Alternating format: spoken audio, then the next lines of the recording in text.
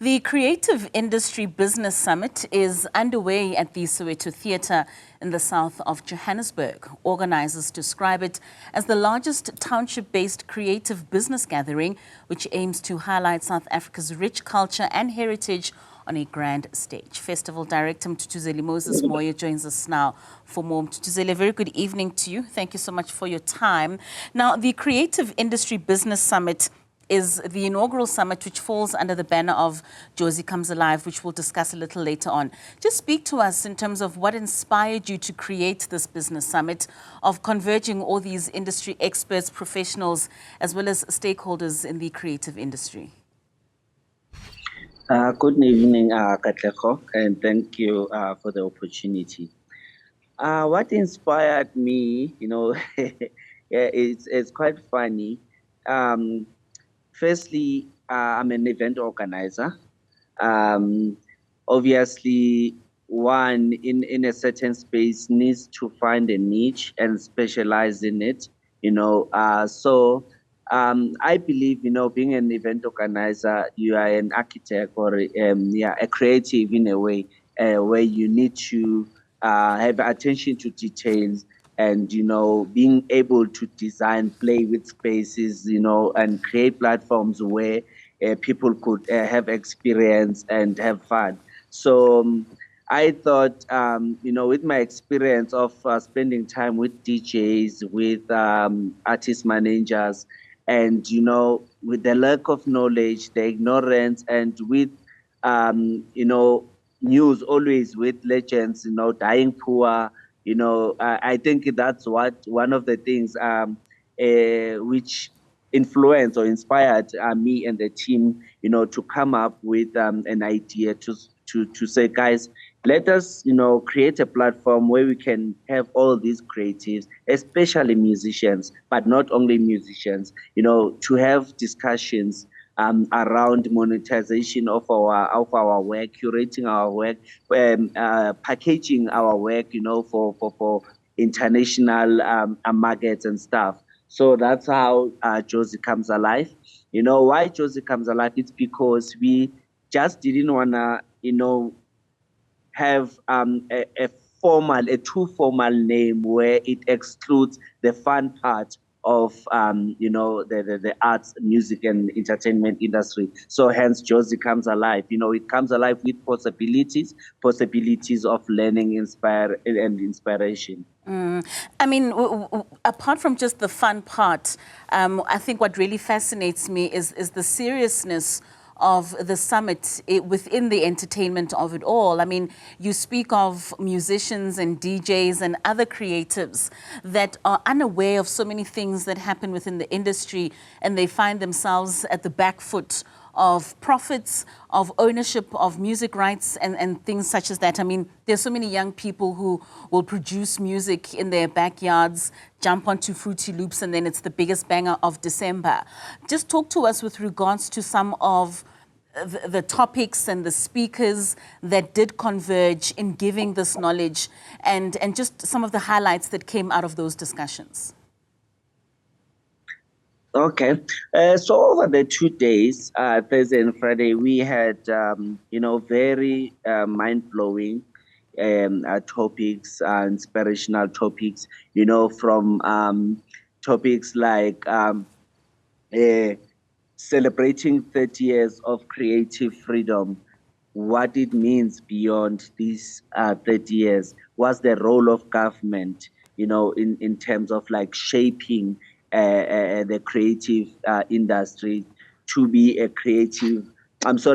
conducive economic space for creatives. That's one of the topics. And we also had topics like youth leading the creative revolution. We had speakers from all the way from Sako in Nelson Mandela Bay in the Eastern Cape, coming to talk and present on that topic. Also, we had a topic on the creative outlook of South Africa. So, we had also a topic on the business of arts, where we had a panel discussion from, legendary people in the industry like Vusi Leo. We had Tebogo Mwalusi, and creative arts, Elliot Sitole, and lecture, business lecture from CJC, David, who, came together to form a panel discussing anything music, business, and arts related. And they broke it down for the audience, of which there was so much interaction. Audience were asking questions. So I think that one was the most interesting topic, because there was a lot of engagement in terms of that. And today we also had, a topic like events, tourism impact. What events mean to the hosting city, to the hosting country, in terms of like job employment, increment in terms of like, or contribution in terms of like the GDP, because GDP, sorry, because events like a festival, whenever they take place within a certain area, they bring about employment, they bring about SME opportunities, the accommodation benefits in terms of that, traveling space, they benefit in terms of that. So we also had topics like that. We also had officials from City Jog who took the audience what it means, or what does it entail to put together a compliant event, where they took them through event compliance in terms of health and safety. So yeah, I think those are some of the topics that we had, and we believe we hope to follow up on them and make sure that maybe we have follow up workshops to build and strengthen those things that we spoke about. I mean, the creative arts industry can quite often be viewed as an informal industry. How important is it for those operating within it to understand that value chain that you've just mentioned now, especially for those that are either creating music or that are creating theatre plays, to understand that when tourists come from all over the world and converge in certain spaces like the Soweto Theatre, where you guys are hosting your event, there's also the economy that runs around the catering, around the accommodation, so that it doesn't just start and end with their creativity. Okay. Can you repeat the question in terms of that, Kato? I'm just saying, in terms of artists understanding that they play a bigger role, and it doesn't just stop and start with them creating the artistic work that they put together, but how they contribute towards the value chain of accommodation, of catering, of transport within their creative work. Okay, I will first start by outlining our theme for the summit.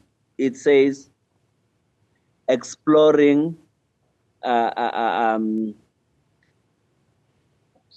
the upside of music and arts, to look beyond the mic and the stage and to the boardroom. So it's kind of like saying, yes, you're a creator, you're a painter, you're a musician, but then after that, what?